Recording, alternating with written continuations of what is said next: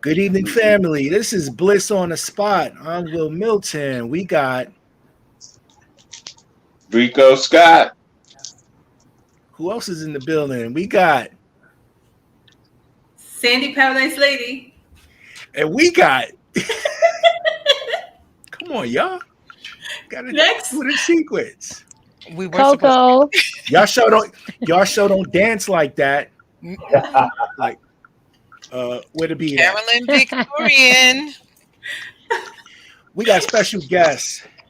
DJ Pope. Woohoo! Oh. And the crowd roars. Welcome. What's goody, fam? Drum roll. Good. How you feeling? Oh, I'm doing good, man. I appreciate this opportunity, man. Yeah. We appreciate you being here. So if it's okay with you, we can just jump right in. Yeah, we can go. All right. So, one of the things that always fascinated me and everyone here, of course, because we all love music, is how did you become exposed to music? Like, take us to where it all began. I was exposed to music, at a young age. Growing up in Chicago, my mother, she used to collect 45. She was an avid, a listener of music. And then her sister, which is my aunt, she was, she's a professional singer. She used to sing with background with Ray Charles. She used to she was in the play called Hair, and she recorded on the legendary Chess record label out of Chicago back in the 60s. So, I grew up, liking music, from my mom. Then it went on to my aunt, where, I would go literally and sit in the basement and watch them rehearsal, because then she wound up dating the drummer from the Staple Singers. So they used to rehearsal in her basement, and I would go over there and watch. So, I it's like it grew on me to love music. Mhm. Nice. Wow, Chicago, because many of us, identify you as being from Baltimore. What made you move or migrate from Chicago to Baltimore? When I graduated out of high school, um, I came here to go to college, Okay. What and then school? I went to Morgan State University. Oh, I'm sorry. And when I graduated out of college, I wound up getting a job at the radio station. So I never went back home, and I've been in Baltimore since '84. Okay. What was that radio station? It was WEAA 88.9 FM. Wow. What was the show? Well, the initial show was called Back on the Block, Ah. and that came on from like midnight to 5 a.m. in the morning. And then about a year later, the show started to win a lot of awards. I believe it was like '86 or '87. The magazine, it was a magazine called Detail Magazine. It was a fashion magazine, Mhm. Yes. and they went No. around the country doing these awards based on the hottest fashions and the hottest radio shows in each city. Mhm. And my show won the best mix show in Baltimore, and I was on a college radio station. So from that point, they moved me from Friday night 12 midnight to Saturday at 7 p.m. to 12 midnight, and then the show changed to the Underground Experience. Okay. Which is still being programmed today, right? On that same. It it changed because now, like one of the offsprings of the initial show, um, the guy name was Patrick. He had a show that was geared towards like drum and bass, little hip hop, and when our show canceled, um, he took on an hour of house. So he still plays a little bit of house on that particular show. Oh, okay. Okay. So now, when you started playing on this radio station, what were you playing? Like, what type of music? That's funny. So when I first started on the radio, I was playing jazz. You know, because Nice. there this station is a jazz radio station. Mm-hmm. So I was playing jazz. I had a show. It was called the Midday Sound. I would come on at 10 o'clock in the Mm-hmm. afternoon, and I would be on it for 4 hours. And Okay. then coming from Chicago, it was like a shell shock because in Chicago, every day at lunchtime, you had a house mix. On Fridays and Saturdays, you had the lunch mix plus you had 10 o'clock to 2 o'clock in the morning mixes. So I come to Baltimore and it was like no house on the radio. And it kind of messed me up a little bit. So um, knowing that was my major, radio broadcasting with the minor in speech, Mm-hmm. and I was playing jazz, so I kind of worked my way in there. And then one day I went to the station manager, and I was Mm-hmm. like, what would you think about having a mix show? Oh no, we cannot have it. It's never been done. This is a jazz radio station, blah blah blah blah. You know. So I said, okay, cool. And I went and got a petition throughout the whole school, wound up getting some faculty, and then I came back with like 1,000 signatures. Mm-hmm. And Wow. and at that time, the station was only on. It went off at 12 o'clock midnight. Mm-hmm. So when I came back with these signatures, and she was like, it was like she needed to do something. And that was at the same time that the station started to go 24 hours. So they didn't have anybody there from 12 o'clock to 5 o'clock on Friday Mm-hmm. night.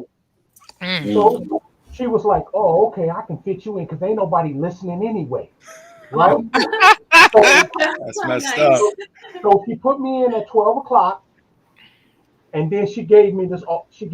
She said, you can have the show, but you can't start playing the music that you want until 2 o'clock. Oh wow. Right? So then I had Wow. 12 to 2. I still had to play jazz. But then what I started doing, I started incorporating some of the stuff that we used to play back in Chicago, like some Lonnie Liston Smith, some Roy Ayers running. It's jazz, but it was stuff that we used to play. And Right. then I also had to incorporate um, hip hop music because the school, we had people, brothers from New York, we had people from the islands, it was on college campuses, and they signed the petition too. So I was playing at that point. I guess it was, I was playing house music, I was playing dance hall, and then I was playing rap music. And then, like I say, when the show blew up, I moved to Saturday, and a partner of mine who was an on-air announcer at the time too. He was a hip hop head. His name was Mm-hmm. Henny. He took over the Friday nights and then they turned that show into what is called strictly hip hop. And then my show moved to Saturday, which became the Underground Experience, which was 5 hours of nonstop house music. Okay. Nice. Some experience. I mean, it's like you were like a political DJ because you Mhm. created a movement. Like you use politics to create what's happening today, which is still, relevant and it's still being operated as we speak. Mhm. But you started that. Yeah, man. It wasn't meant to be like that. It was like I had no choice. Well, I had a choice, but I had no choice because when I left Chicago, I was already playing in the clubs. You know, I got my first break in the club opening up for Frankie Knuckles at the age of Wow. 15. What You club know, was that? this was a club Nice. on the north side of Chicago. It was called COD. Okay. And when I was a sophomore in high school, I used to do a teen night there, and it used to go from like 8 to 12, 8 to 11. Yeah.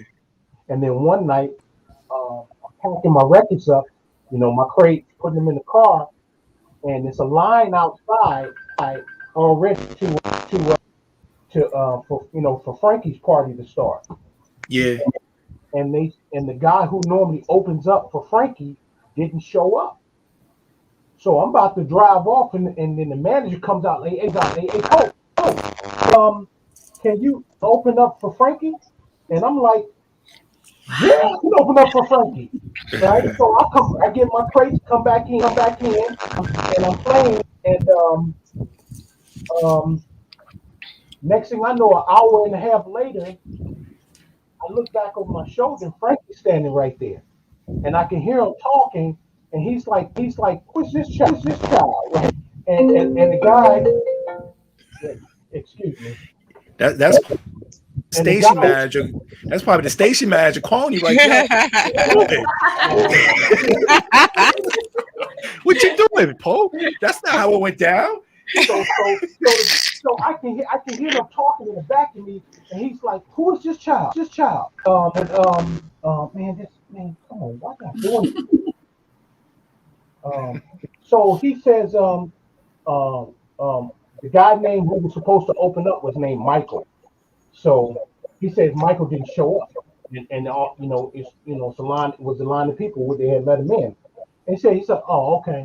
So he's still back there for about another 15, 20 minutes, you Mhm. know, and then after I put my last record on, because he was setting up his reel or whatever, and I asked him, I said, so how did I do? And and said, from what I heard, you did pretty good. And from that point on, I knew that I could do this because if I can play for the children, I know I can play for anybody. And that night was basically my coming out party as far as DJing. Well, I mean, if the late Frankie Knuckles co-signs it, then it is certified. Oh yeah, You. So, Pope, I read somewhere that you're actually related to someone in Chicago that's part of the Chicago crew. Is that true? yeah. My cousin is Farley Keith, Okay. which is one of the founding members of the group they used to call the Hot Mix Five. Yeah. Yeah, Farley, Jack Wow. Master Funk. Hmm. Yeah, So you were surrounded by all those veteran producers and DJs back in Chicago, and that must have been a really cool experience because they were you about know, to build it. I mean, it's I'm the kind of person that even though somebody is big like that, I don't kind of like use them. So he was my cousin, but um I never like hung around him like that Okay. until later, like in the last like 10 years or so. But growing up, I would go to the parties because he used to play at this club called the Playground. I would go to the parties, pay to get in Hmm. and hear him play, listen to him on the radio, and it was like I kind of pat myself in a distance on his, the way he played. Gotcha. Because sometimes you have family members who also get into the music industry and they become famous based on the strength of either their family members. But it sounded like you wanted to go your own way and be acknowledged just for the stuff that you do. Yeah, That's and what's up. I think it worked out better for me because eventually he would call me and he asked me to come back home to play at the end. What was it, the 25-year anniversary of the Hot Mix 5? So I went back home to play with That's him, and big. that was the first time that I ever played with him. Okay. You know, So when did you decide to get into production? um, I mean, I dabbled in it in Chicago because Chicago, they got this big thing back in the day where you always tried to play something that don't nobody else have, Yeah. and so we used to have make drum tracks, and put them on cassettes and then play them with the pitch cassette decks or the reel to reel. So it was like I was dabbling in it, making drum tracks with bass lines and some chords with a Casio keyboard. But then in '91, that's when we, I kind of took it more seriously. Okay. Gotcha. Do you play an instrument? Well, I play now. I mean, Yeah. I used to play a bass guitar. I started out playing drums, but in the last like 5 or 6 years, um, being under some good keyboard players, I've learned how to play keyboards now.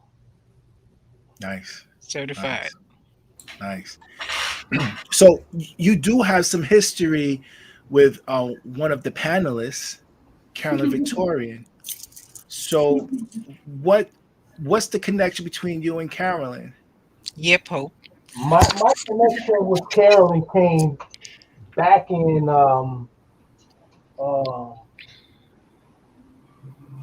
want to say gotta be like when did Little Black Summer originally come out? I think 2002. 2002. 2002. So I was working out of this studio called Code Red All Studios, right. and OG, my partner, he did a song with Carolyn called Little Black Samba, and when I heard it, I was like, man, you gotta let me remix that. And so I remixed it, and the rest is history. And then fast forward about, I want to say maybe, what was it, 3 years ago? 3 Maybe years ago. Yeah. 3 years ago, we Yesterday. finally did a. But before that, then I remixed another one of her songs Mhm. that was did pretty well. It was the one. Dance Um, the night away. right, right. Oh, well, actually, I did one before that. Yeah. The song. What's the girl was in Sister Act? Oh, Lauren Hill. Lauren Hill, the one you Hmm. did. I Yeah. did that one, Hmm. and then I did "Dance the Night Away," which was Yes. one of the top songs of 2019, I believe. Hmm. Mhm. And then the last song we finally did a song together. Was called "Move My Body." Is that what it's called? Move your body.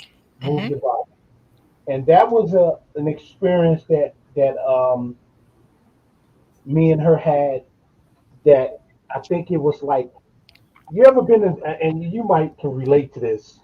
You ever been in the studio with someone who has the ability, but sometimes they doubt themselves, and then in the midst of the recording session, something just happens, and it's just like they hear it and they see it.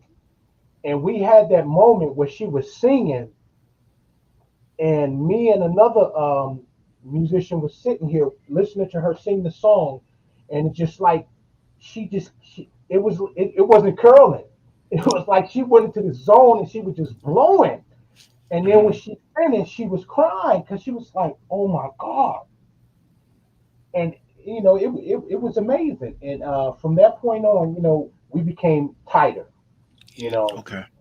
yeah, I mean, that's the magic in the recording is when everyone can become, just when you can let everything down and just go, it's like sometimes when you look at the mic, you become intimidated by it.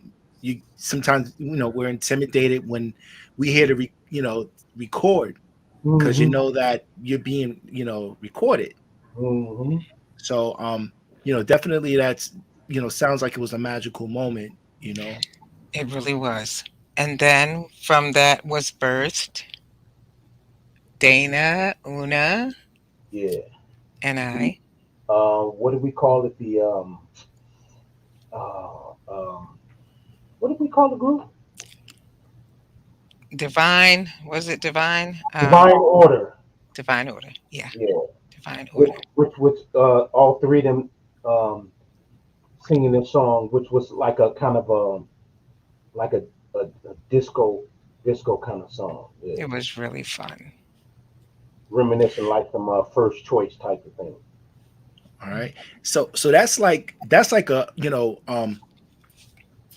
producing a group. And when you have group members, as a producer, you got to deal with so many different personalities, and you got to be, just mindful of each skill set of each performer. Like, tell us about that experience. Did you find it was hard to manage, or it was flowing? No, it flowed because they actually wrote the song. Yeah. They had the hook. I mean, I had the hook because I dreamed about the hook. And Okay. then when they came to the studio, it was like they already had their verses. And so the only thing that they had to do when they came to the studio was basically like the harmony parts and stuff like that. But I mean, it was like they had been together for a minute already. It was amazing. It Yeah. was amazing because we all had projects with Poggi Records. Like Una and Pope have always had like the close connection. OG and I had the close connection, and then Dana and Pope.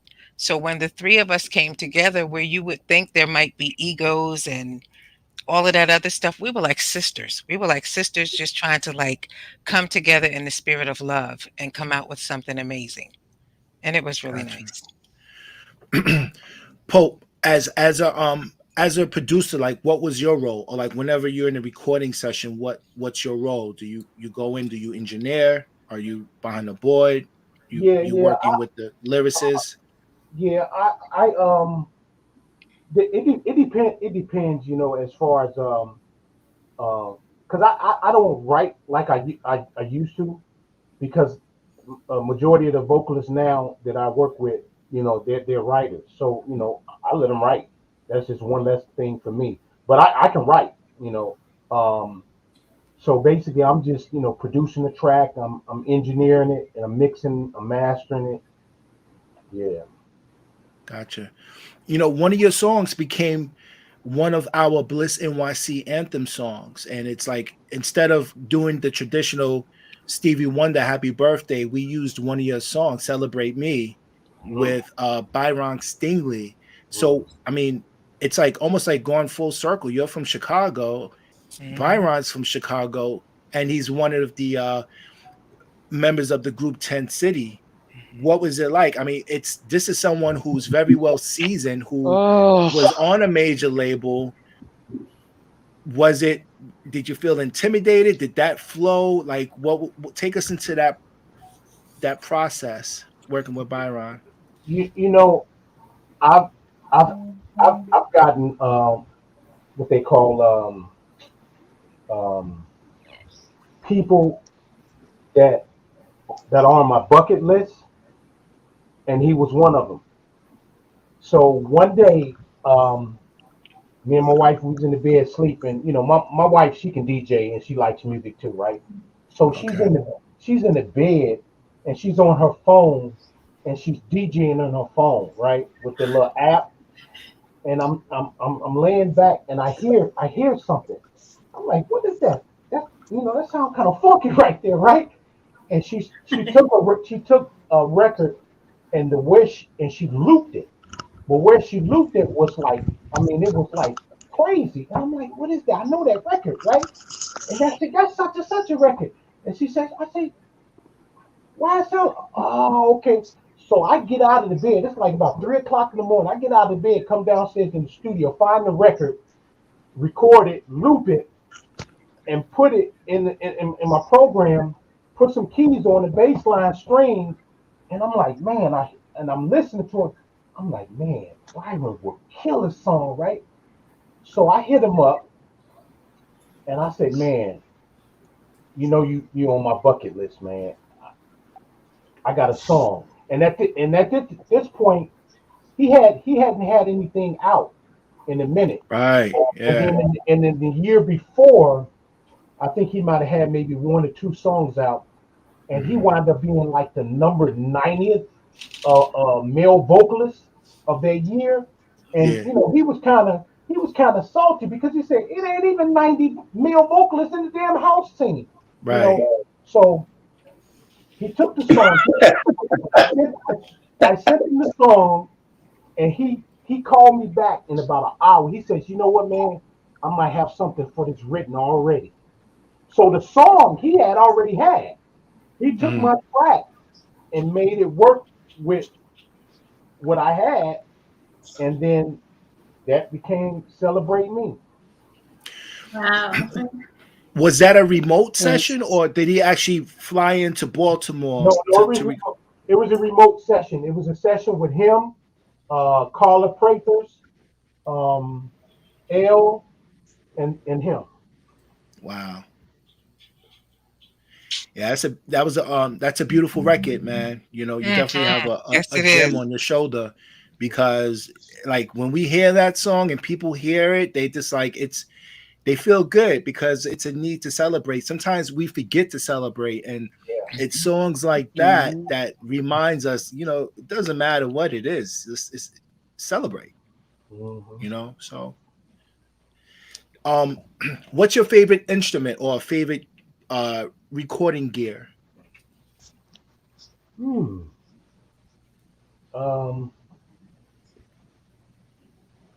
I like Reasons. You know, my main DAW is Cubase Pro, but I like the how they have Reasons now. You can use it as a plug-in. Yeah. Pope, how do you know when a song or a project or production, how do you know when it's finished?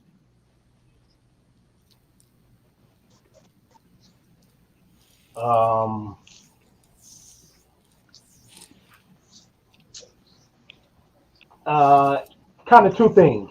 One, it's like in the production part, once I finish and I can't add anything else to it, it's like, okay, it's that piece is done. And then I go into the mixing phase, and when I play it, it'll let me know if it sounds right, you know.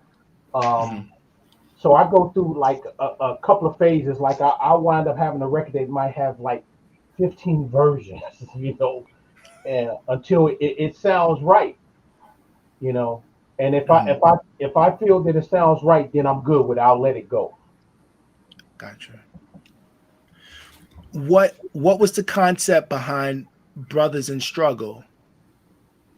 That concept was we were making records, and we were sending them out to get them, you know, signed to different labels, and we kept getting the doors shut in our face, you know, and it's like it's almost an omen too, because why would we name our name Brothers in the Struggle, right? Right.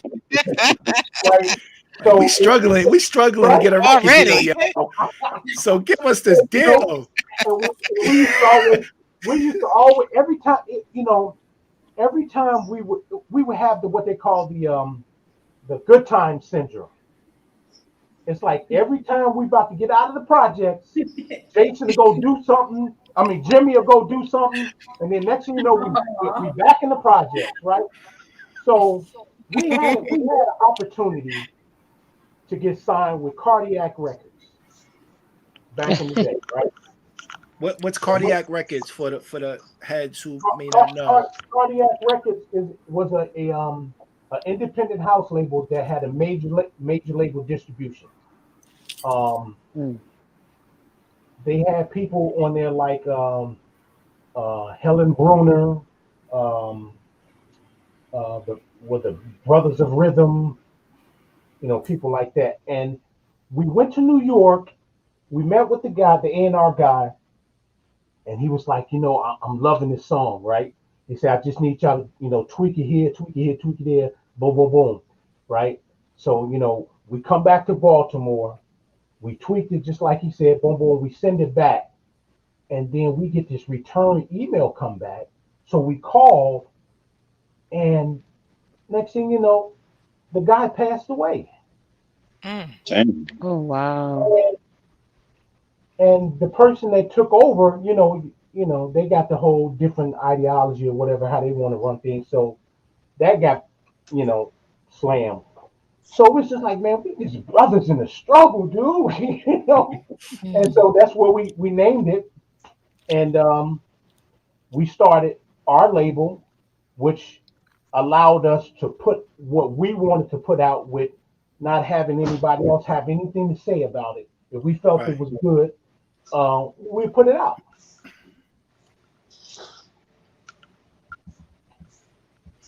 Now, in Baltimore, you had the Basement Boys, who seemed like they were the template of Baltimore when it comes to like dance music, because they were working with Crystal Waters. They were working with Mass Order. And then you also had 95 North. Then it's DJ Pope and OG. So now with the three, and I think Charles Dawkins, and if I miss any other production company during that time, um, please fill that in. But it seems like you came into an era where the golden era of house music was there, where in the 90s, people were getting, a lot of record deals. They were getting a lot of co-signing. Did the three of you communicate together? Did you work together? Like when, say, Basement Boys in the studio or 95 North, did y'all go to each other's sessions to just get the inspiration, or was it separate? Um, it was like Basement Boys was here and everybody else was everywhere else. Mhm. Mm. Me and Charles went to college together. Um, I I was there, I was there.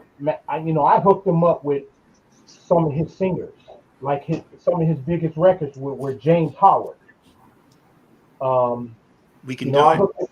yeah, we can do it. Feeling good. I hooked him up with James Howard. I Mhm. also, when Charles was making these records, I was there. I was sitting in the closet with him when he was making these records. So, you know, and that's the gentleman who, in the last 3 or 4 years, has, taught me how to play keyboards and the theory behind it. Um, so me and Charles, we always had a connection because his music, when he would finish it, he would bring it up to the radio station and I would put it right on. Right. So I was getting like demos before they was even coming out. Um, I wound up doing a collaboration with 95 North, the record I signed to Strictly Rhythm. What record was that? It was called Praying. Um, but other than like the Basement Boys, they was just they were the Basement Boys. I get this feeling that Baltimore is very not segregated, but it's very there's a division between production camps. How come you think that is? I mean, I wouldn't say division because I think that the word the connotation behind it sounds a little bit. I would Okay. use I would say clicks, Okay. right? Um, I'm not sure, man. I don't know why it's like that. I've I know I've done my share of trying to make it a Baltimore thing, just Mhm. like everybody else has. Sometimes it works, sometimes it don't, But me personally, I, I, the music and the DJing came first to me. So I take the DJing and the music seriously because it's all I've ever known. And um, when it comes to whoever's music it is, if it's good Mhm. and I like it, I'll play it, no matter if they don't do the same for me, which happens. But I keep it moving because it's the music's first. And so, like Charles, Charles supports me. He plays on some of my stuff. If something I can't play, oh, he'll show me how to play it. 95 North, Richard Payton. To this day, if I want to get a different side of a remix, he'll do a remix for me. You know, but the other cats, they doing their thing. I don't know why it's like that. Wow. Well, shout outs to 95 North, Absolutely. Charles Doc. I mean, they show, us love and when they come into our chat channel, but it seems like you definitely motivated Charles because I mean, he's got stuff on your phone cut and that tracks was a smile Yeah, that's on That's a Koji. The one beast. he did on Funka is Secrets. secrets. Okay, Yeah, all right. Mhm. But definitely seems like you inspired and motivated him to really come back out again. yeah. He had. I mean, he never stopped producing. He has a lot of music. Yeah, Um, but yeah, I think by bringing him over here and having him play on some stuff for me, and it kind of finally gave him that little boost, and so now he's running with it now. yeah. Oh, sometimes But that's all it takes. Yeah, Charles also supports you when you're playing and will oftentimes bring his keyboard out and yeah, play while you're DJing. And that is like amazing. That is amazing. yeah. That's like the Timmy Regisford and the Boy Jarvis Exactly. connection when It's back in sick. the day. It is, yes. Yeah, David And here Cole for or the something like that. 25-year anniversary of Poggi Records. yeah. Yeah, it was really Mhm. Nice, great. nice. Mhm. Any of the panelists have any questions for Paul? No. But I am digging your background. Oh, So, Pope, when I think of Baltimore, like I think of Mandrill. When, in your opinion, how did Baltimore get its exposure to house music? well, like I say, I came here in '84, and when I Yeah. came here in '84, there wasn't a lot of house music on the radio, but the clubs was Mhm. still going on. You had Odell's in Baltimore. You had the clubhouse in DC, but that was towards coming towards the end. Um, but I mean, Baltimore, it's been it got the house the club sound. It's just like I think what happens is with Baltimore. Um, when you think of Baltimore, you only think of the Basement Boys, which which Ultra. which Mhm. which is which is um, Ultra, from that camp, Ultra, you know, um, Crystal Waters, DJ Spin, Tommy Davis, Charisma. But then that's it. And there's so much more. Mhm. Now, and this could be, and I've already always said that this probably has something to do with it. One, I'm not from Baltimore. OG's not from Baltimore. OG's from New York. I'm not from So Baltimore. Mm, it's like we came here and we were able to create what we have when people who have been here had not been able to do that. Hmm. So it's like it sometimes it seems like it may be a little envy in that, Um, but I think a lot of times people don't realize that even though we're from those different places, we support what's here. You know, I've always said, you know, I got my education on this in Chicago, but I got my degree when I came here. Right. And You I know, really thought that the theory behind collective minds,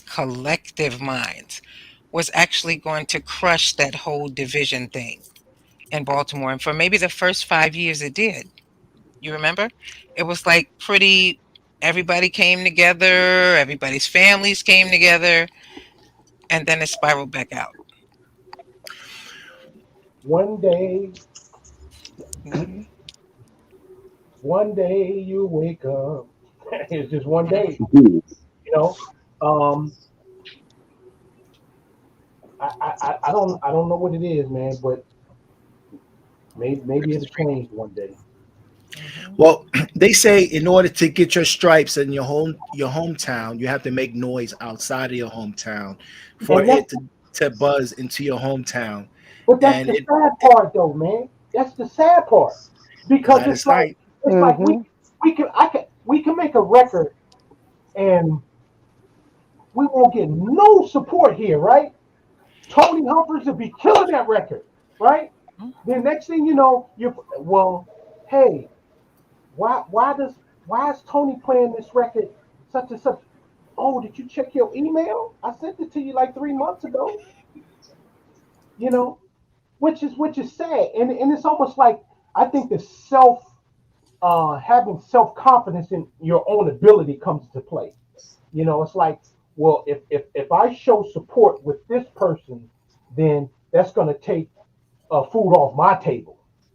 You know, when if you got Wow. self, House and community, it's that's almost like DJing too, where you'll play you notice only so certain people only play.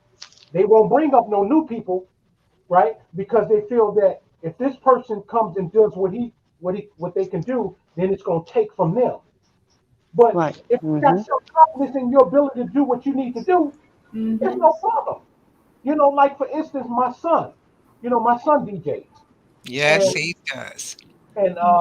I mean, he started DJing at the age of 11 on the big stage in front of like 3,000 to 4,000 people at a festival, and um, it was to the point where some gigs they didn't want to book him because you know it's like he already comes, he ain't even got to touch the deck and he's already winning because he's young, he's playing music that's 2 times 3 times older than he is, and so he already has the And edge before he even touched the deck. mhm. And then if he can really play, oh, it's enough. I mean, it's out the door. But it's just like the self confidence, man. It's just like off the chain. Yeah. Legacy. You know, you Pope, you mentioned the collective minds, and we were there. Rico Scott was with us. Coco, I think Coco was there when we went to Baltimore and we saw Jordan Pope. I think that might have been his first performance. I don't know, but we went Was that and he when they was were throwing the killing it. money up When they were there? throwing money at Yeah, him, oh my yeah, God, that yeah, was sick. yeah. Yeah. So we were there Yeah. to witness your son make his mark. Now, do you manage your son, Yes. Jordan Pope? No, Like, no, no. I did when he was when he was in his team. Um, and I mean, to be honest, I didn't want him to do that. I didn't want him to do this DJing thing. Because I know how it is, and it's not like it used to be where you can make a living. So I didn't want to do that. But he kept talking to me, and I told him when I allowed him to do that, I said I'll let you do that, but I'm only going to let you do this to see what could be. Hmm. But we both know what the ultimate goal was. It had nothing to do with DJing the music. We were talking about getting this degree. And then once you get that degree, now you can go try to be the superstar DJ. Because Right. if it don't work, then you got that piece of paper to fall back on. Mm-hmm. So the DJing thing was like, it don't because I know he can play. So it didn't move me like it moved everybody else. Okay. And so I showed him and I taught him the game. And at a certain point, I was done with it. That's what you want to do. Go for it. Yeah, because I think the first youngings of DJs that came out, the first breed was like the Martinez brothers, and they went on, with the underground house, and Yeah. they started doing EDM, right? And then I think you had DJ Amir. And actually, no, your son came before Amir, right? It He's was the like second. It's about the same time. about the same time because they Okay. wound up doing a lot of gigs together. Yeah. Wow. Yeah, they did 3 gigs together in DC. Yeah. And the young lady. What was the young lady? Little Um, girl. yeah, I forgot her name. Yeah. Yeah, but they good friends. Mhm. That's what's Because up. I wound up booking Amir to come here to for a little festival that I had, and him and Jordan played. Yeah, I remember that. I saw that. And now you have just the DJ who seems like he's doing his thing now. I think he's also from Jersey. Mm-hmm. What was the main concern about your son getting into the music business? I know you mentioned his education first, but you mentioned the business. What was some of the things you kind of like was guarded with? Cause see, I didn't want people to look at it like it was a fad,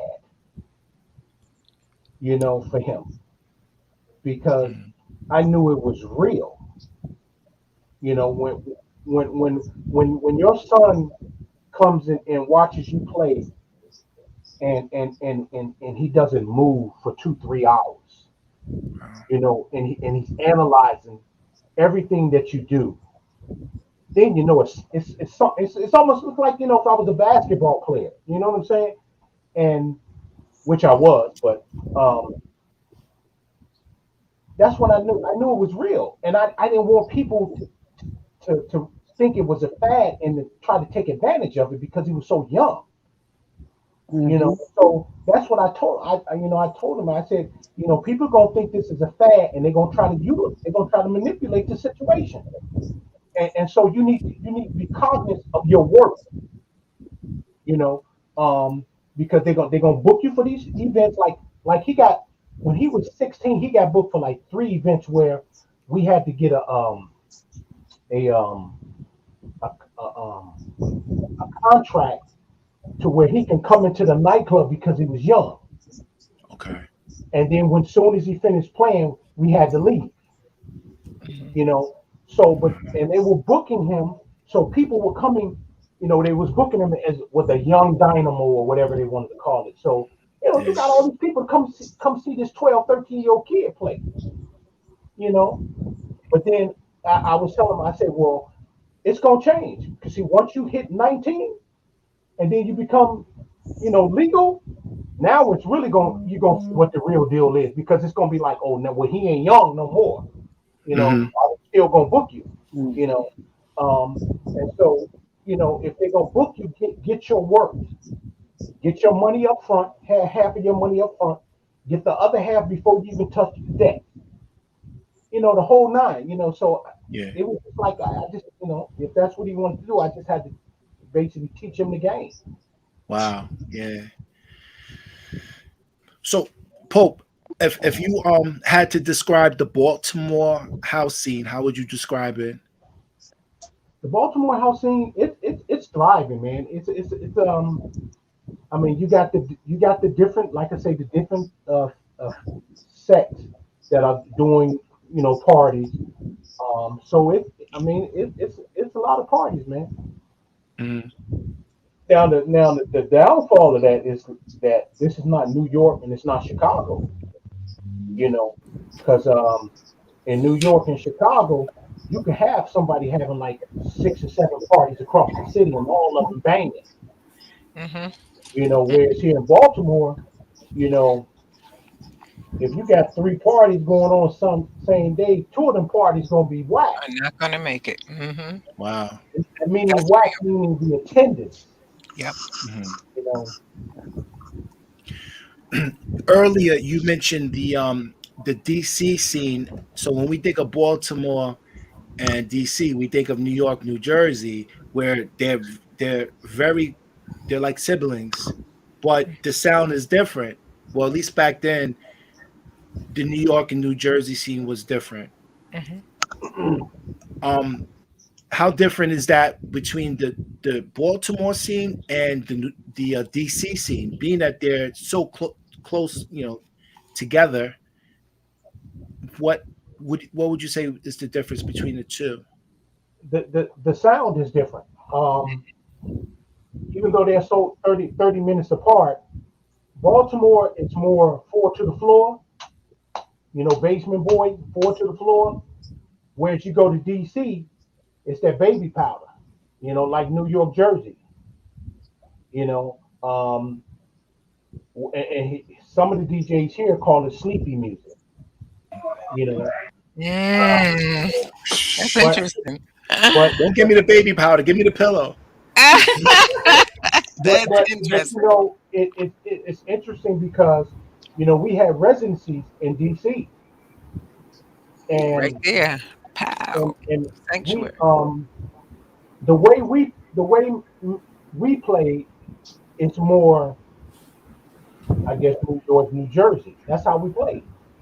You know, but not to say that we can't. We can bang too, but you know you got the different sides.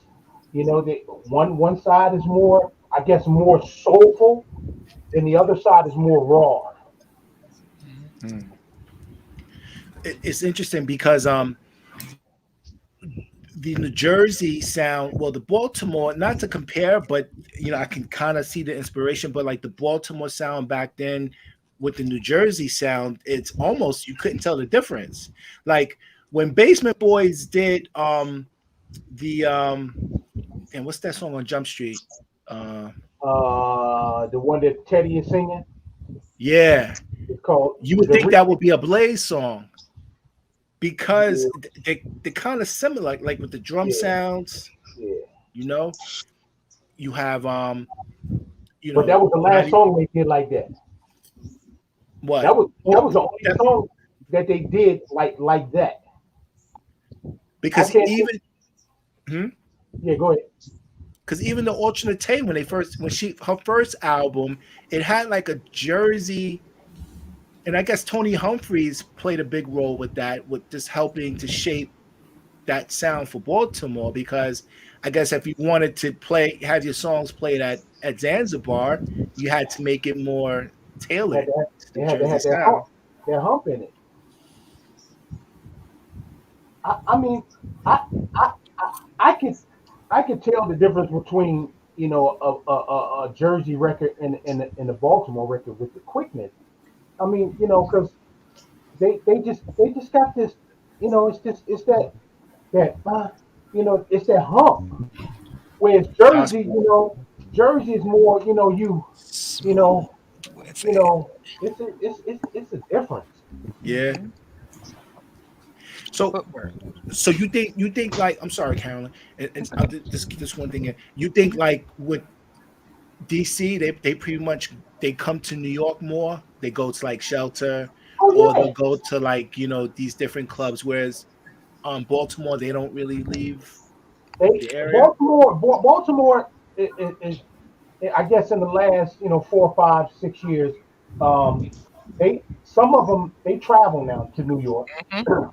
whereas before DC, you got a lot of implants from Jersey and New York live in DC, Right. and they go back to the shelter, because like this at the sanctuary, I mean, we would have all the shelter people in the sanctuary. And Yes. that was because we had people from DC that used to live in In New um York. In New used to York live and in New York and Jersey. like Chris, Chocolate City. Yeah. with him. Yeah. Uh, Carolyn, you had a question or anyone Oh no, else? I'm just commenting on things as I hear them come up, and it's really true. So the travel piece I have for a the question. Baltimore community, What could um, Hold on, Coco. Uh-oh. she left us. Oh, she would. The Baltimore community, I was so taken aback when I was at Chosen Few a couple years ago, and I was like up front dancing, and I turned around and I was like, everybody in Baltimore was in the front. I please was like, speak what is clearly? this? So yeah, they're starting to travel. Yeah, They go to Jersey to the Lincoln Park and Roselle Park and all of these things. So they go to they're Little beginning Ray. to travel. Yeah. Yeah, Little But DC Ray. has always, yeah. Hmm. It's almost like it's a bridge over Maryland that goes from DC into New Tri-state. York. Yeah.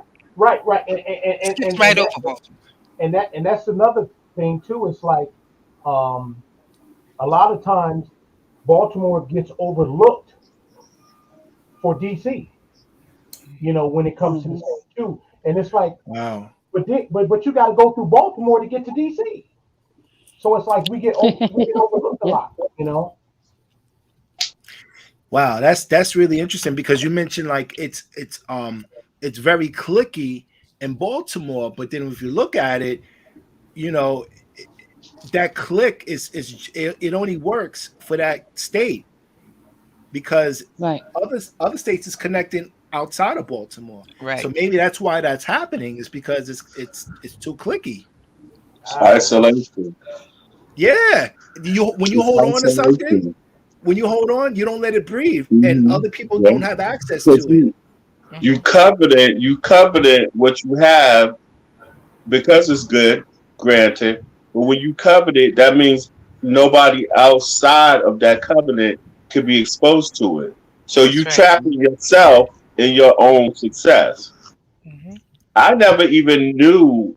I mean, I've traveled the tri-state, Baltimore, Philly, DC, all the 70s, the 80s, the 90s, did it all. When I first hit Baltimore, it was because friends of mine were going to Morgan State, and I would go there for Right. homecoming. There was only two places to go, Odell's and Morgan State. That's where I would hear house music. So we would go to Baltimore for homecoming and then go to DC to party. Only, I guess, in the early 2000s, maybe when Paradox or whatever, did Wayne Davis and them start doing Paradox and they started actually having more exposure or showing more of what Baltimore did house-wise, which drew a lot more people to come to Baltimore and stay. Because Baltimore was the bypass for us to get to DC. And we used to do weekend trips. Like I tell Carolyn and all of them all the time, we used to do back in the early 80s, we used to do weekend trips where you would go from New York to Jersey, from Jersey to Philly, from Philly to DC by way of Baltimore. And Hmm. then that changed in the 2000s. So like when we came, we saw your son or whatever. I had heard about you many times, but never did I go to a party that you was at. It was always either you was somewhere and I was somewhere else, or somebody else was doing something. But I had heard about you for a long time. But I actually heard your son before I heard Mhm. Wow. you know. And And see, so I don't know what it is. And I know Teddy and them since 79, maybe. I know them. And there's always been that covenant. It's always been that covenant. And I knew a lot of artists here in New York and even in Philly. But Baltimore always kept theirs in Baltimore, yeah, you know. And I mean, some great stuff came out of there. And Mhm. by chance, if you was a traveling man, you would get exposed to it. But if you never was like, there's a lot of people here in New York that never leave the borough they was born in, That is so Yep. true and in that Very reminds Baltimore. true. me, and that reminds me of Baltimore. Like they Yes. don't want to. see what's going on outside, that they might have something to offer rather than somebody's going to come and take something from them. That's real. Yeah, and that was one, that was one of my main goals too. When I, came here and was DJing, that I didn't want to be known in Baltimore. I wanted to be known everywhere in the world. So Yeah. I got my first gig in New York City, uh, doing the New Music Seminar when it used to be called the New Music Seminar, and I played at the Sound Factory Bar. Um, it was me, Louis Vega, Francois was in the basement, Tony Vaughn and DJ Disciple was up, and Louis was upstairs. We was upstairs. And I played in Brooklyn at the Frank's Lounge a few times. I played in Bang the Party, E-Man's Party back in the day. So I and then I did a lot of parties in Jersey, 43rd Street Cafe. So I just wanted to be known everywhere else. Right. And that's where I saw you. I saw you everywhere else. Yeah. So that when they told me you was out of Baltimore, I was like, Baltimore, for real? Because I always saw you everywhere else. Yeah, and it's funny because a lot of times when we do like interviews, magazine interviews, they will always associate me and OG from being from DC. Right. I mean, I've seen that a lot. they did a front page ad in the DC I forget what magazine, paper that was, and it was like DC's own, sanctuary resident DJ. They're like, we from Baltimore, Right. Yeah. Yeah, but the residency was in DC. And what was the other club in DC? Club The 5. the door. Something door. Club the Club Red. Club Red. That's what I'm talking about. Yeah. Mhm. So you guys Yeah. had a powerful presence in DC back in Yeah. the day. You really did. Because we were all like mm-hmm. And that's how I always felt with Baltimore and DC. Being here in New York, we do a road trip. We would have friends in Baltimore. That's where we would go lay our head. But we came to party in DC. So I always felt like Baltimore was overshadowed by DC. Only in the later years did I realize or discover that a lot of the people that I was hearing out of DC was leaving Baltimore to come to DC. And so it was, to me, it always seemed like it overshadowed or it was misplaced. Like, to me, Baltimore always seemed like they wanted to keep theirs there. To be honest with you, they wanted to keep whatever happened in Baltimore stayed in Baltimore. That's my impression. And I was in Baltimore all the time. I went to all the homecomings. Matter of fact, I told Carolyn when I first met her, I was like, I used to go to Baltimore like water. I ain't never heard of you. But I used to be down there all the time. But that's only because when I came down there, I would always end up in DC. Right. Yeah. So. Coco? My question was, what continues to inspire you on you doing what you love to do?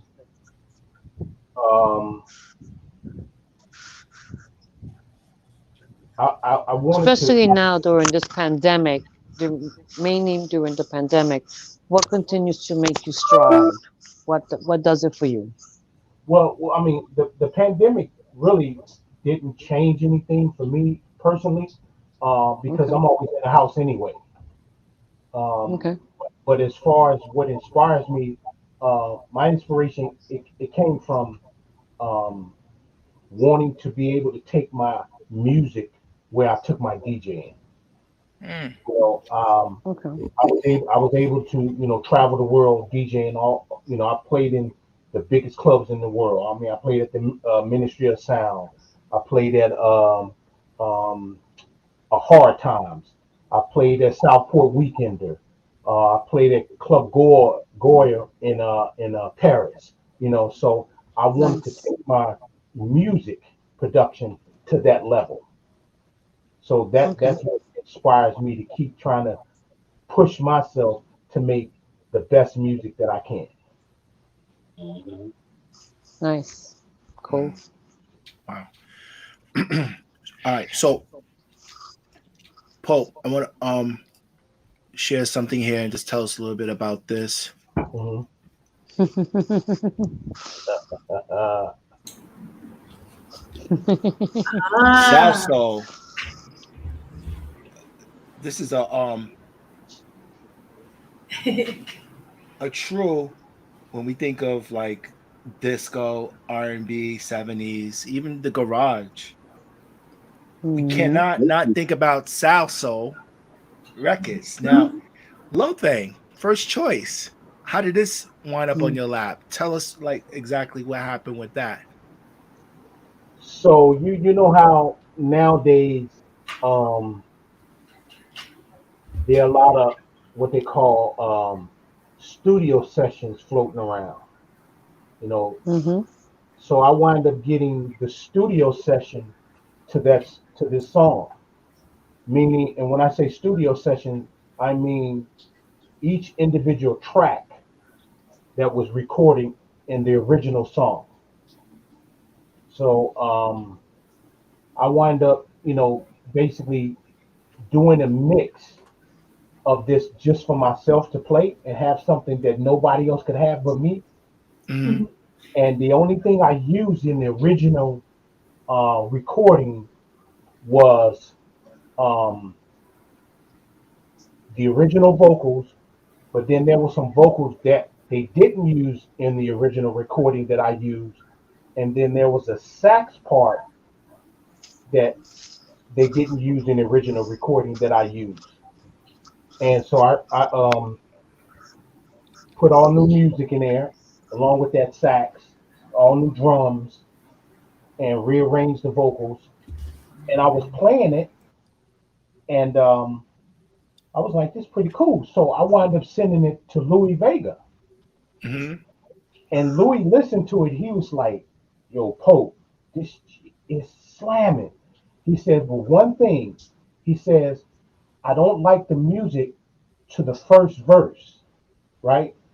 Mm-hmm. So I mean, just of course I'm listening. You were talking Louis Vega, Grammy Award winner, right? So he says, if Mhm. I would skip the first verse. Mm-hmm. I would take the music that you had in the vamp, bring it to the front, tease it with the little vocals, and then let it go from that point on. So I Okay. did that and sent it back to him and said, "Yeah, this is it." So he started playing it, and when he played it, um, a gentleman by the name of Jamie Newell, who used to be with Defected, heard it, and so he was like, "Yo, man, you need to send that to me and let me see if Simon to pick this up." I'm like, "Oh, okay." So I sent it to him, and of Mm-hmm. course Simon didn't pick it up. And then he says, "You know what, man? You need to try to send it to South Soul." And I was like, "South Soul? They still putting out records?" He said, "Yeah." So he hung up the phone. Now this is an overseas call. He says, "I'm gonna call you back." He says he called me back and he says, "I just sent you an email. I just copied you into the A&R to BMG UK." So we introduced ourselves, and she said, "I heard you got a remix that you did of a Love Thing. What are Mm-hmm. you planning on doing with it?" And I was like, "I just made it, for me to play." She said, "I would like to hear it." So I sent it to her, and she emailed me back, and she was like, "Well, I'm loving this. Let my team hear it over the weekend, and hit you back on Monday." So Mm-hmm. Monday comes, she emails me back and she says, "My team loves it. What are you planning on doing with this?" So at that point, it's like I'm caught off guard because I did just for myself. And Right. she says, "Well, we'll be interested in picking it up. Um, we'll put it out on vinyl first, and then we'll come back later to digital." So, how much you want for it? So now I'm really all thrown off, because I, I wasn't expecting none of this, you know. So I said, you know what? So now, me, I'm real. I analyze everything. So I said, you know what? It's not about the money. It's about getting a record on Salsoul label, and I'm talking about a record, hard copy. Mm-hmm. And then I also had stuff coming out on my label that year. This will put me in a little more light. Right. And so I said, well, check this out. I says, if you can pay for my musicians, um, then I'm fine. Now, mind you, I'm the musician because I played everything anyway, right? So I said my keyboard player was, $250. Basically, I got $500 for that. What? And yeah, I took, my time and me to do it. I said, give, $500. Now she said yes real quick. Made me think I should have said higher, but Wow. I was looking at a bigger picture, to have a record on South so I can put that in, on my resume, whatever. Mhm. And then I was looking at the exposure that it would give me. Mhm. And that's Just the credibility. Mhm. right, right. Cause now you might have got $10 for that, but you got a lifetime of publicity. Yeah. Hmm. That puts you in the association part of the same machine of Larry Levan, Shep Pettibone, Yeah. Mm-hmm. Exactly. because that's Jocelyn Brown, because that's their machine still. And Hmm. Mm-hmm. because it's owned by And BMG, it's a and major. it was and it was and is the premier disco label that started it all. I mean, when you hear South Soul, there's nothing on South Soul that Mm-hmm. didn't do well. Yeah. The first thing I think of is hustling. Okay, Mm-hmm. everything, Cerrone, and all of them follow South Soul. So when you hear somebody's on South Soul, it's like, well, how long you been alive? Right. Mm-hmm. Because it's like ancient. Yeah. And it's the first 12-inch record company that ever Yeah. put Yeah, out a 12 inch. that's what I was trying Mm-hmm. to say. Yeah, that's Yeah, yeah. absolutely. So Pope, what project or what song made you say to yourself, I finally arrived. I'm here. This is it. I'm in my element. What song was that for you? You mean that I produced? Mhm. Yeah. Um,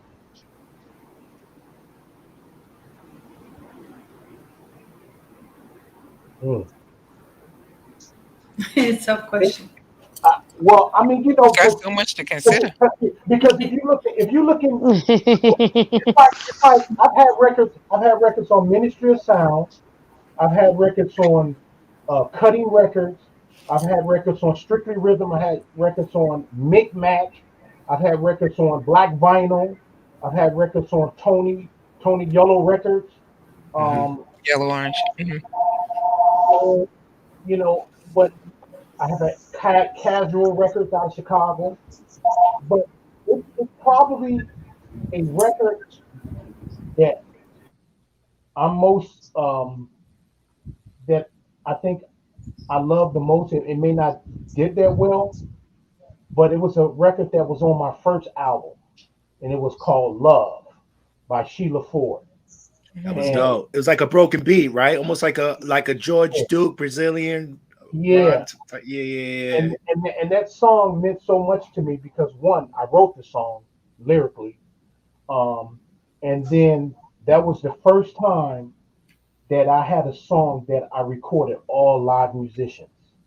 Mhm. It was live drums, congas, saxophone, bass, strings, and it was like I had pushed myself to that point. And now mind you, if I know what I know now as far as engineering mixing, that would have sounded so much better. But that song just meant so much to me because it was part of my first album. Mm. Gotcha.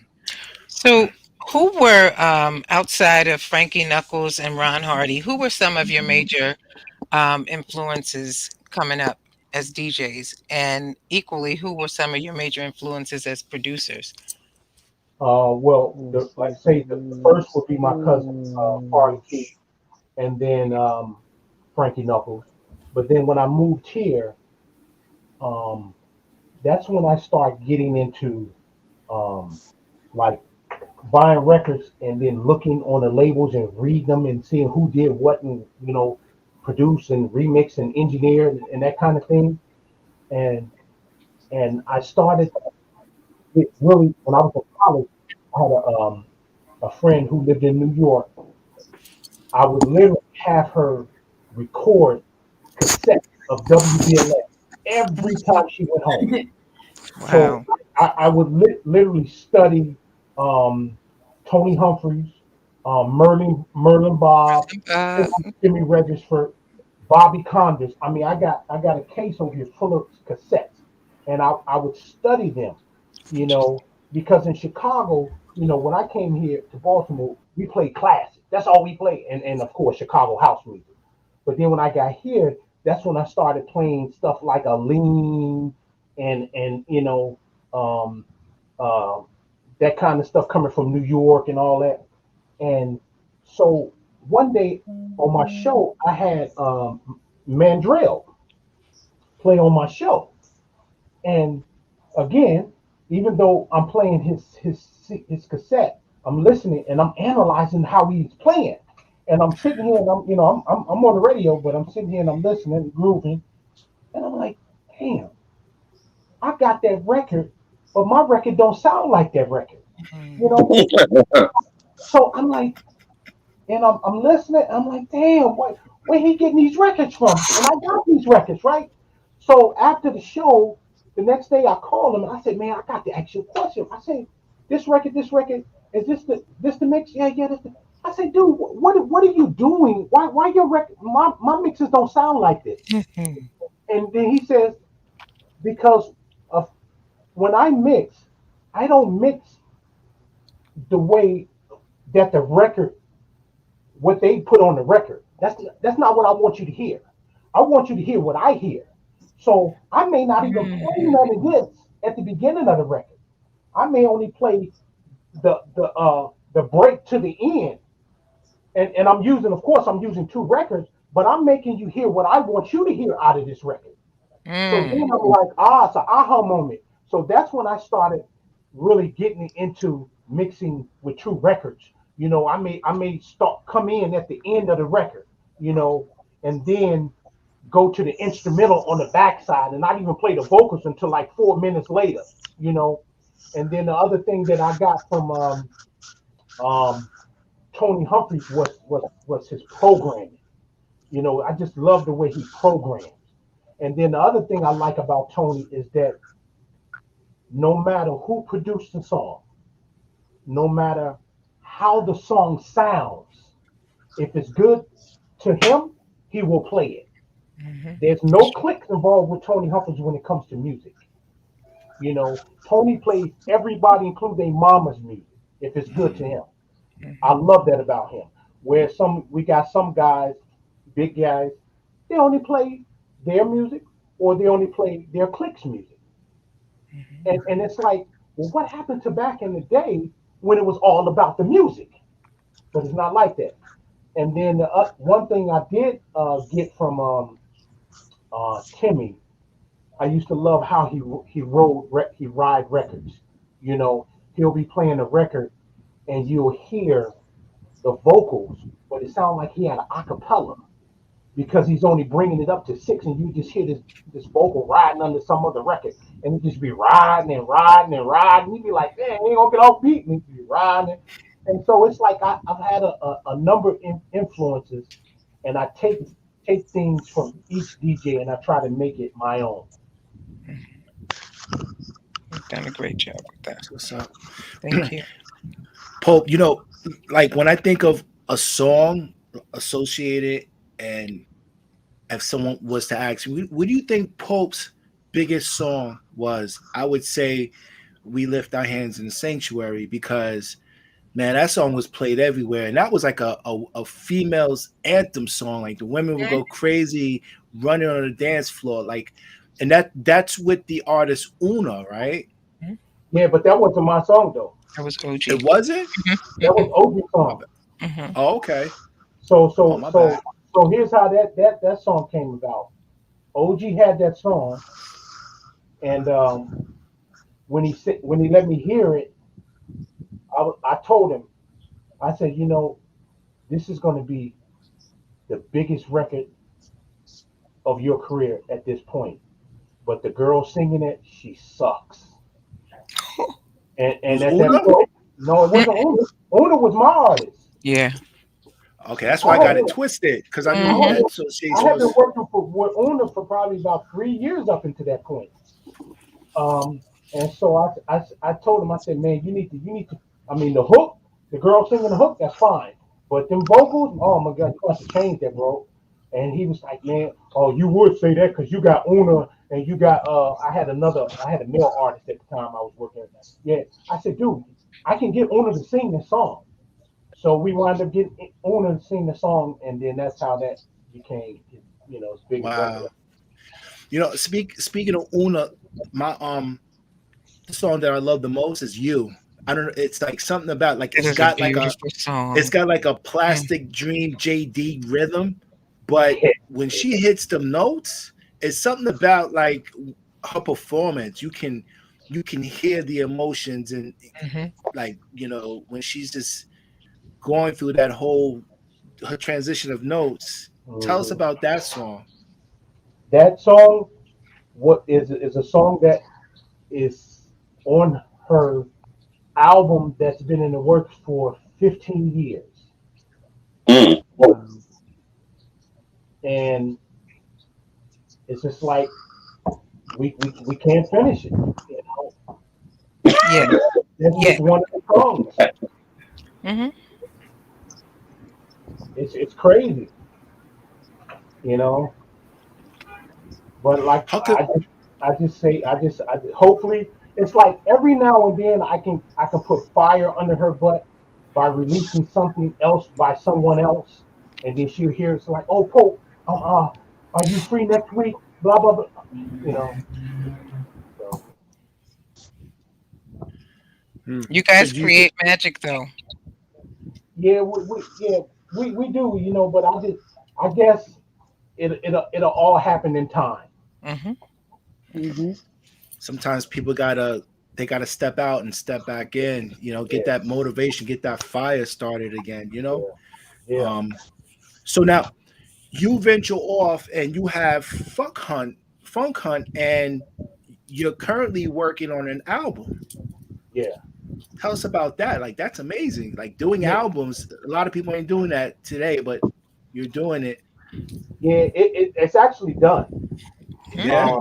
Yeah, it's done. It's coming out.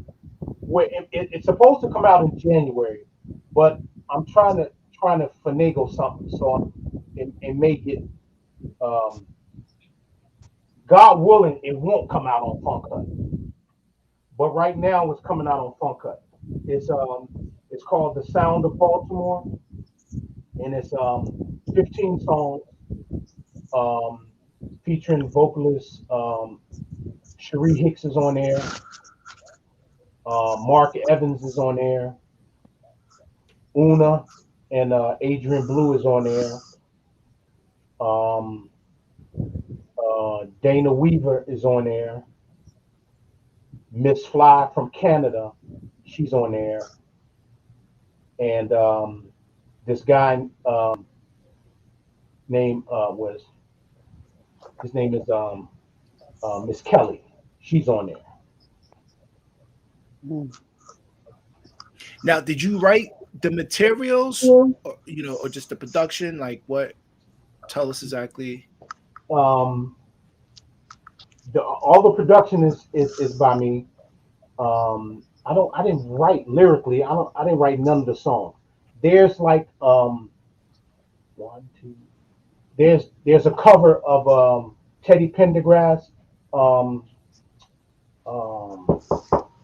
what's that song called? You Can't Hide. Nah. The More I Get. Um, Only You. mm-mm. It's called.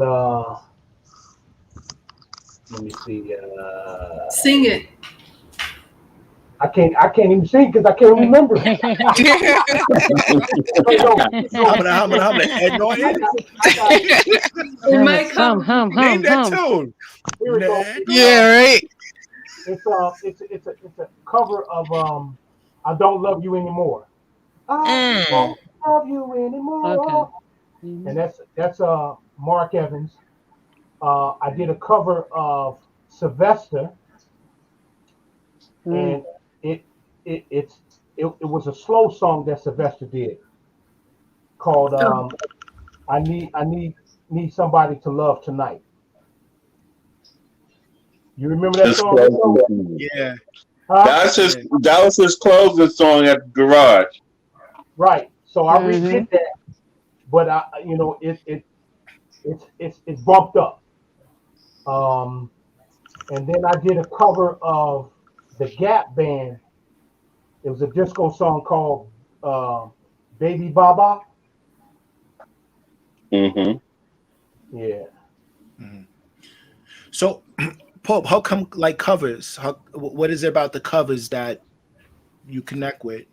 Well, with Baby Baba, the Gap Band, it's just I liked it because I was like, I don't even until I found the actual 12-inch. I found it because I still go crate digging, you know. And one day I went to this record fair and I saw the Gap Band. I was like, Gap Band, I've never seen it. So I went on with YouTube and listened to it. Oh, dang, this is nice. And so I came home. I was like, man. So I redid it. I was like, man, Miss Fly can kill this. So that's how that came about. The Teddy Pendergrass, you know, I wanted to do something with Mark. I didn't, I know he does, Jazz. yeah. And so I was like, he could probably pull his Teddy Pendergrass. And then a lot of people ain't I've never heard anyone do that one before. And plus, I like the little breakdown, the little Latin breakdown it had. Okay. And then the other cover was the Sylvester. I'm a Sylvester fan, man, and I've always loved that slow song. Boom, ba boom, ba boom, boom, boom, ba boom. And I know a guy. Well, he's not a guy anymore, but Miss Kelly, I did songs with him on Shelter. We did Sell My Soul. And then we did another on Black Vinyl, I Need You. So I knew she could kill it. And so I redid it and she killed it. Yeah. So nowadays A&R management don't exist. Who, when it comes to an album, who does your A&R? Like to say, hey Pope, you know what, let's sequence the album this way. You know what, maybe we're gonna take these songs out, we'll save that, we need like 3 more songs to make it really cohesive. Like who does that for you, that has a different ear than yours? Well, as far as picking the songs, I mean, I picked the songs at first it was just 10 songs. But then like one night, I came down here and like in 3 days, I created 3 tracks from start to finish. And it was like one of them days I was just on a roll, man. And I was, I had, the verse, the bridge, the vamp, and it was like 3 different tracks. I was like, dang. So I wound up sending them 3 different tracks out and they all came back. So I was like, you know what? We need to add on this. But then as far as the arrangements of the song, I'm pretty sure some of y'all all y'all may know, Chris Flowers. Mhm. Yeah. Yeah, he's a real good friend of mine, and I love his ear. And he's real with me. Nah, Pope, this is not gonna. The children not gonna. Nah, they ain't gonna have this one. So I send him the album, and he arranged it for me, and Right. then he did the what they call it, the liners, The the liner. line. Yeah, he did the liner notes for me. Yeah, because sometimes we become too attached to the songs and we're not looking at it from a marketing or a consumer perspective, and we think it's hot and we're like, because we're so connected to it, but then it does a disservice to the project because maybe it doesn't fit for that, it'll fit somewhere else. Right. Yeah, I think I had maybe one song like that that was going to be on the album that I took off. but but at this point in my life, and as far as music is concerned, I'm going to make the music that I like, and once it gets to the point where I think it's good enough, where I like it, then I'll let it go, and then I'll deal with whatever. But as long as I'm satisfied with what I put out, I don't care. You know, Yeah. because I know I start getting real picky and waiting. Um, thing like the one incident. There's a song on this album that's dedicated to my mom. Um, she passed a year and a half ago, Wow. and she gave me the lyrics to the song um, in 2006 when I was diagnosed with cancer, and she came to the hospital when I was in hospital, and we were talking.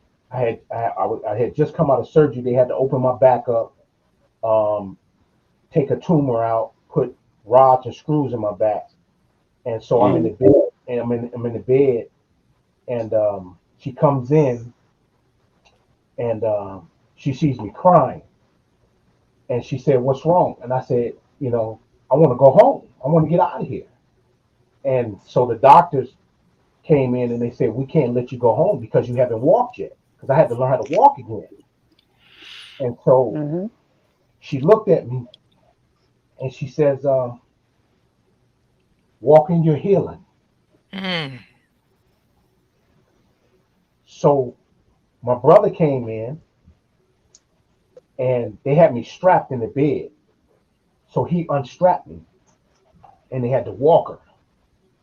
And so I got out of the bed and I had to go into this room, which was all the way down at the end of the hallway, and walk up these steps and walk down, then come back to the room. And so she told me to walk in my healing. So I got out of the bed and I got in the stroller and I walked down this long hallway. And as I'm walking down the hallway, all these nurses that have come into my room for the last 3 days are all in the hallway for some strange reason. And I'm walking and I can hear them talking as I'm going past it. Isn't that Mr. Pope? What the hell is he doing? Like I'm not supposed to be walking. So I Mm. walk, I go into the room, come down the steps, come in, come back to the room, and I rang the bell and told that man to come get me. It's time for me to go home. And I wrote the song as soon as I got home, but she never got to hear it because I never finished it. Mm. So that part when you kind of like hold on stuff and you hold on, that's the one thing that I had to get over. When it's ready, I gotta let it go. I gotta let it go. Because I mean, you're right. It takes a lot to produce an album, and it's like you want it to be right because once you let it go, you can't get it back. Mm. You know, Mm-hmm. but also you tend to hold on it because I mean, I've never had a baby. I can't. I don't know how it is, but it's like I got this baby, and I don't want to let it go, Yeah. but I gotta let it go because then a situation like that may happen again. Somebody who's supposed to hear this may not hear it because they pass. So when I get to that point where it's good enough for me, then I let it go. I just let it go.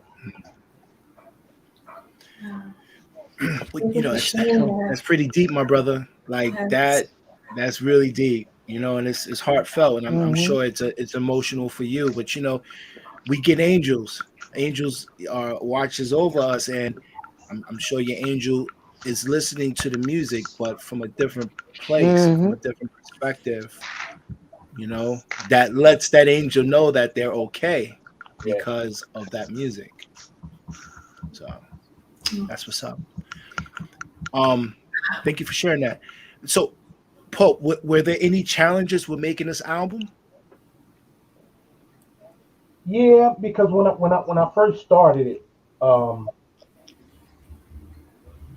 I was counting on, you know, other people to help me out, like musicians, keyboard players or whatever. And it's like when, since I have my own studio, it's like I'm ready to roll. And so, like I say, in the last 3 or 4 years, Charles have, really gotten me to understand what I'm playing, and how it's all connected. And so once I got that theory, then I was able to roll without anybody. You know, I would have to, before I would have to, once I mix the song, I have to send it to somebody else to get them to mix it, and then send it to somebody else to master. You know, so it was more time. I just said, I'm going to cut out everybody out the equation. I'll use them to the point where I understand how to do it. And then, like on my desk, which I'm sitting at now, I have books, right? Papers, notes from different webinars that I watch and YouTube videos, and I write down stuff. So I have notes, you know, mastering techniques, EQing the numbers, and all of that. And I studied it. So when I finish with my stuff, I can do everything myself and don't have to wait on nobody. Right. YouTube is the university of all things. If you want to go to school, you go to YouTube. Yeah. It'll teach you. Mm-hmm. It's important to know, the science of music and frequencies. Because you want to make sure like your bass frequencies, your kick drum, and your bass don't clash, and you got to know some concept, some music theory, at least some. My man Right. James M. Toomey said, learn an instrument. Whether you're going to be a producer who maybe sings, because your voice is an instrument, Right. a keyboard or something. So having that accountability and responsibility to learn something, as opposed to just learning the keyboard and mouse. I mean, I'm of course giving respect to that, but when it comes to certain things, theory is important because you need to know why that is. It's Right. not because we said it is. It's Mm-hmm. not because of that key don't go with that chord. It's because it's a theory behind that. Mm-hmm. Just like with songwriting, there's a theory behind it. And once you know the theory, you just take it where you want to go. Yeah. So, top 4 producers, artists that you love. Currently, or just It could be overall. whatever. It could be like Mozart, anybody. Uh, Mozart. Mozart. Mozart was dope. Well, I guess from the beginning it would have to be Larry Heard. Um, Mm. um, I I'm a real fan of. I'm not even gonna break them up. I'm a real fan of Blaze. It's just something about those two that I mean, Yes. it just sparked something in here. And I wanted to jump on that live you had with Kevin so bad because It was a song that they did. Every time I hear it, it just speaks to me. It was called "In the Garden." I mean, um, of course. I mean, I love Masters at Work. Back in the day. Um, you said four, right? And I'm gonna say, based, because I love that sound from, that sound. Yeah. Yeah. You mentioned Blaze. Blaze, please get back together. Yeah. I think, I think when CB said something about that, it's I think it's just it's too much, you know. Mhm. And I think, from what I know, when you have, because I think it's a little bit of both, you know.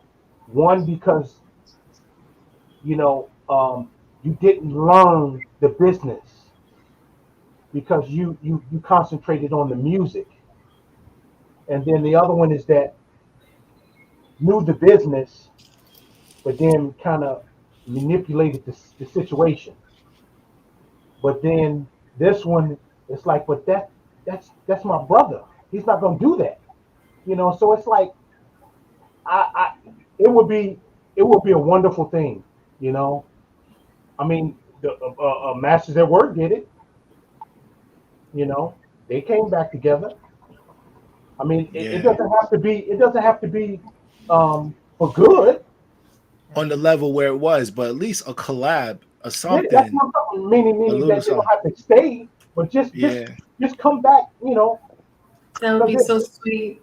yeah, Yeah, yeah, because it was an abrupt departure. So we didn't it's like we didn't get our chance to say really goodbye to Blaze. Give No us one, preparation. yeah, give us Right. something that's gonna be like, all right, we close the books now, right. So yeah. Which artist, what or producer would you love to work with that you haven't worked with yet? Oh man, a producer. I would have loved to be in a session with Louis and them, Blaze, just to be in there, you know. Yeah, that would be awesome. Yeah. Now in the studio as a producer, are you like what production style are you? Are you like the conductor? Do you get into it? Do you fall back, let them, give them the independence, or do you not dictate, but pretty much say, look, this is how it has to be, and not fall off that, like you stay on it. No, what you mean? You talking about musically? Yeah, when you're working with an artist in the studio or like I a group. I'll have an idea in my head, and um, like before, I will have an idea in my head, and I'll play something similar to what I'm thinking, and then they can incorporate it, Okay. and then of course, I'll let them do what they do. But then, um, like in the last 2 3 years, when like I say, when I learned how to play keyboards now, um, if I did bring in a keyboard player, it would be to play, some intricate parts, so they'll know where I'm going, and then they can come in and do the rest. Okay. Um, it seems like it just seems to me, not saying that it's actually what it is, but it just seems like you and OG separated, went your own way. Like it was Poggi at one point, now it's Funk Hut. Well, Poggi, I mean, Poggi is me and his label. Um, I guess maybe about 3 years ago, the Funk Hut is 2 years old now. Yeah, about three years ago, I was putting out some music, and um, he was he hadn't been putting out any music like I was putting out, and Okay. and he was like, man, this is some good music, man. You know, you probably you need to just start your own label, you know. And I mean, I heard it, but I didn't hear it. And then um, one day when I had just did the Cherie Hicks "Keeping My Composure," Mm. Dope and song. he was like, man, is that you need to put that on your new label? And I was like, no, I let her put it out because that was her first release on her label, her new label. Yeah. And so then I said, you know what? I need to start another label because that way, again, it will be all on me. You know, I produced the music, I put it out. Um, if I don't promote it, I don't promote it. But again, I'm gonna promote it, so everything will fall on me. So that's what I did. And then too, I I wanted a different sound for Funk Hut. So I'm real picky what I put on there. Of course. I mean, it's your brand. It's what represents you. Your Right. music travels while you sleep, Yeah. so it's important that you stick by, your sound and not alter it or have to compromise. Um, Pope, is there anything that we didn't cover in this interview Oh, that you would like to talk oh, about? oh, no, we covered a lot. You know, He what did. what's the So what do you do when you're not doing music? Jimmy? What's the name? Jimmy Valvino. He said each day you should laugh, smile, cry, and Hmm. something else he said. And I think on this interview, I think I did a little bit of everything. Yeah, Hmm. yeah. Hmm. So Pope, what do you do for recreation when I mean, you're always in that studio. You are always in that studio. Yeah, What do you do to get a relief? I, I don't, that's hard. I mean, I like watching movies. I'm a movie buff. I love movies. Um, before the pandemic, me and my wife, we travel. We like to go out and eat, as you can see. We go out to eat. But I'm in the studio. I've learned to. I enjoy the process. Mhm. The part where, Will was saying, you have to learn how to get that bass and that kick drum. I learned when one is not working.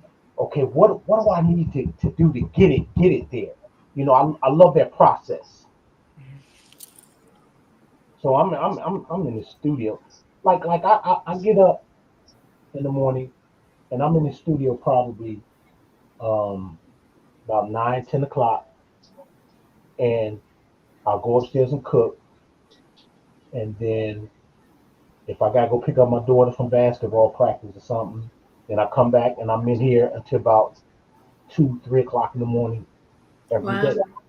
Yeah. Mhm. Wow. You Every you day. got that Prince ethics. You can't leave the cave. It's like you gotta stay in there, and that just shows your true work ethics. Well, that's your gift, then you do it. Mm. Yes. Yeah. I have Um. a question. Yeah. Most DJs are dancers before a DJ. Are you a dancer? Oh yeah, I can dance. Oh, Yeah, I mean, yeah, you're right. We were dancers first. Hmm. Um, growing up, going to Yes. the parties in Chicago. The playground, the edge of the Looking Glass, Mendel High School. All in parties. The warehouse. Yeah. nice. You know that's a question that comes up all the time. Well, I shouldn't say Yeah, I question. like It that is a question, but it It's a comes up a great one. lot. Hmm. Yeah, But yeah. you They, know they what's say some of funny the. though? But what's funny is that not all DJs can dance though. That is so No, true. but no, that's I'm telling you, Pope, I would, go ahead. have you and Sabrina ever played together? I know your wife can DJ. Have In you the guys house. ever done a gig together? No. She don't want to play out. I mean, we played in the house before. Hmm. Like before she moved her DJ equipment upstairs in the Oh bedroom. snap! She's Uh, like, yeah, we I'm grown out of this. I on this side, and her setup was on the other side. So Hmm. one day we hooked it up all to come out through the same system, and we went back and forth. aw. Wow, that's what's up. Nice. Yeah. Cool. Um, Give her my regards, please. Pope, is there anything you want the people to know that maybe they may not know, and you would love for them to know, or maybe some advice to give to people? Advice. Um, I mean, if they trying to get into the DJ game, the producer game, um, I would definitely advise them to have something to fall back on. You Mm. know, it's Mhm. because this game is not like how it used to be. You know, I think a Mhm. lot of times, we look at it and we look at like, Louis Vega, Timmy Register, Dave Morales, or somebody like that, and we think that um, that's an everyday thing, and it's not. Mm-mm. You know, when the digital game came into play, it shut all them doors down.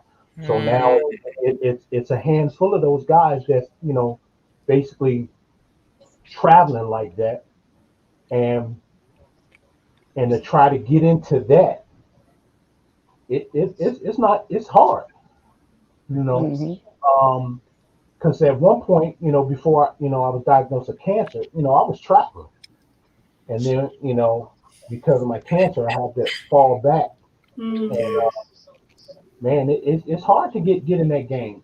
So Yeah. to have something to fall back on, like I mean, I got a degree, I can do this or do that, you know. Um, and then another thing too, a lot of the new cats are coming up. It's like they want to be superstars right now. Mm. They don't want. We from the old school. We pay dues. Put your time in. You know, Hmm. they don't know Mhm. anything about coming in the club with 8, 9 crates of records. Yeah. Um, they Broken don't know backs. they don't know anything about there is a certain decor that you're supposed to have when you play with another DJ. You know, Ooh. Mhm. uh, Mm. you know, Yes. one thing that used to irritate me all the time is like I could be playing with another DJ on a gig, and just hype. He's playing before me, and I'm supposed to come on at 9 o'clock, and next thing you know, it's like three minutes to 9, and he reaches back. He said, "Can I play one more record?" Oh. Now, I'm not gonna say no. Do what you gotta do, man. You know, but where I'm from, at 8:45, my last record's on, and my headphones was out of the thing. Mm. You know, and what I don't understand is like if your set was not that good up until 3 minutes to 9, what makes you think that one record is gonna make or break your set? The shade. You know, Shade. and that was the one thing that used to irritate me with some of the new DJs. And then it's just like any other job. If you're going for a job, when you go to that interview, you want to do some research. You Mm-hmm. Mm. know, what is this job known for? Um, what was their sales in the last year or whatever? I mean, you coming into this game, you need to know who the movers and shakers are. You need to know who the people that pioneered this thing that you say you love, that you're trying to get Mm. into. You know, how you gonna come into the game, and if I say who is who is Chip E, and you don't know who Right. Chip E is, that's not cool. You know, who is Boy Jarvis, Mm. and you from New York, and you know who no Boy Jarvis is. That's not cool. It's like, get the history while you learning.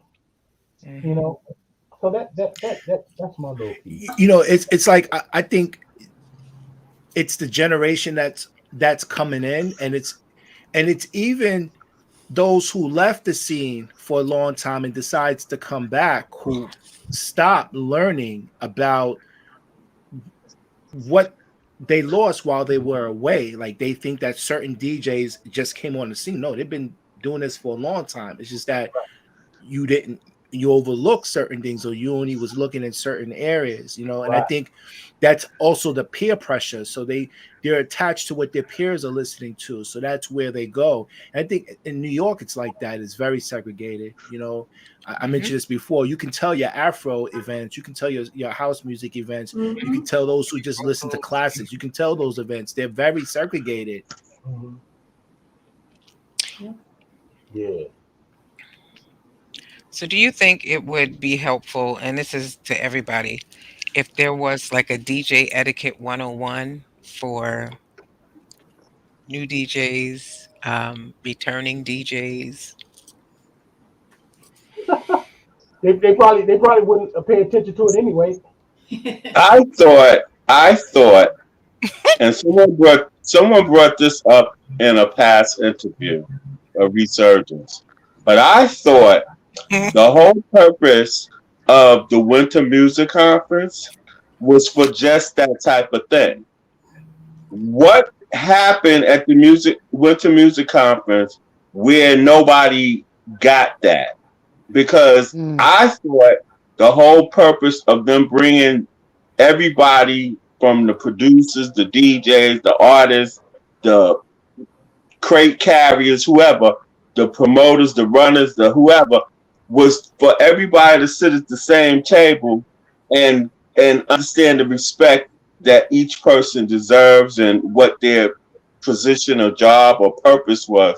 That's what I thought was happening or supposed to happen at the Winter Music Conference.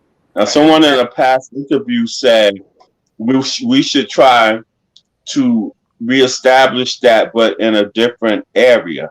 But if it's not been acknowledged where we had it, what's the sense in trying it again? So I asked the question that Rico's asking, was that a part of the Winter Music Conference?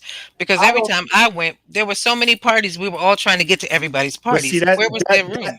but that Well, would that's exactly it. Originally, it wasn't designed for the events. That was after the panels. Everything was about Aye. panels. Like And New York that's City what I dan- understood. New York When I City first dancers heard wouldn't about the go on a Winter Winter Music Music Conference, Conference.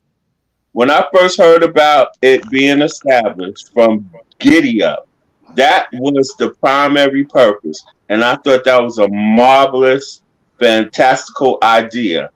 But what ended up happening was it became a mass. Everybody wanted to have their party there, and everybody wanted to get their party in, and all of the true logistics and reasonings for being there never transpired. Like they well, had They one, they had they one board meeting, and once that meeting was held or that little session was held, everything went amok. I thought yeah, it they was going weren't. to be those meetings was going to take place each day that you're down there, and each person's particular subject area would be, attended to. That well, didn't happen. Isn't well, that the well, first well, well, couple of days? no. Well. I mean, Mhm. in defense of the conference, the conference. I mean, I started going to the new music seminar back when it was number. I think it was number 9. And when we were going, they had panels.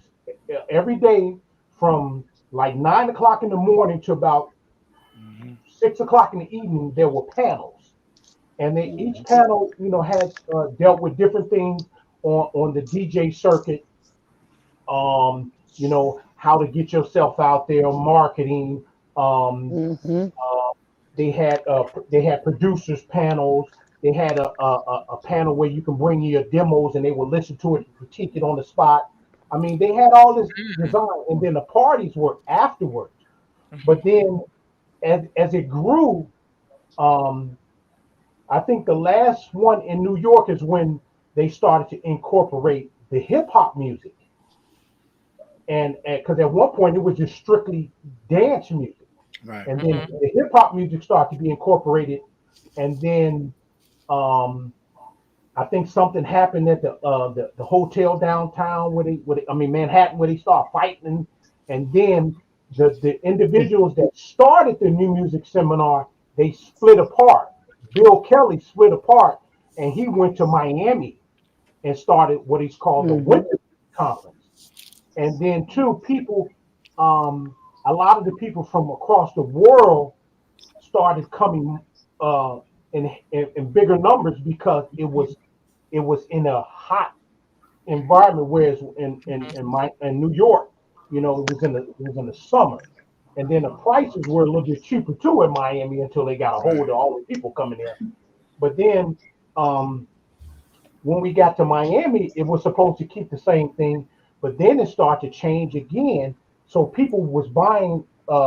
They weren't even buying the um, The the packages badges. to go to the seminars. They would just go to the pool, which was in the Fontaine Blue, to make your deals.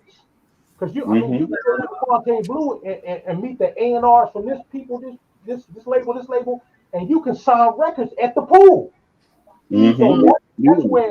that's where it all got. Yes. And then That is so true. when Bill Kelly and them found out that people stopped paying to come to the conference, they were just coming down there to go to the pool and the parties. Mm-hmm. Then they start Mm-hmm. making them pay to get Yep. into the pool parties. Mhm. Right.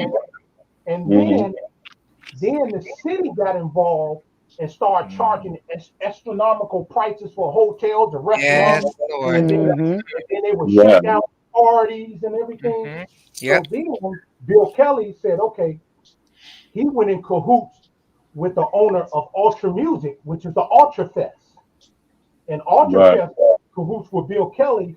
So now they do, I don't even know if it's still called Winter Music Conference. I think it's called an Ultra something or Music Weekend or something.